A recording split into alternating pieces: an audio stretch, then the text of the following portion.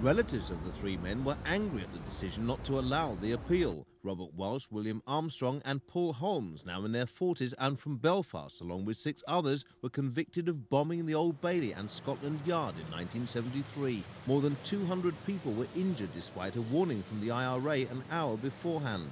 It was accepted in court that the intention was not to injure or kill anyone, but the defendants were given life imprisonment with no fixed term.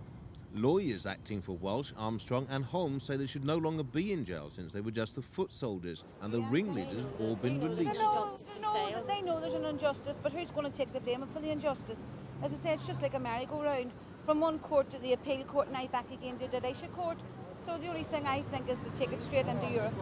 Lord Justice Beldam, giving judgment, rejected the argument that a life sentence with no fixed term was inappropriate unless a defendant was mentally unstable. He said in exceptional circumstances, such a sentence was right for the protection of the public. It was the court's view there was no valid reason to grant the appeal 17 years after the imposition of the sentence, which apparently at the time was not considered wrong. There now seems to be one principle applied to what are known as ordinary decent criminals and ordinary terrorists, and another principle applied to IRA and Irish Catholic terrorists. We say this is discriminatory, it's wrong in principle, and we're going to ask the European Commission to have a good look at this case.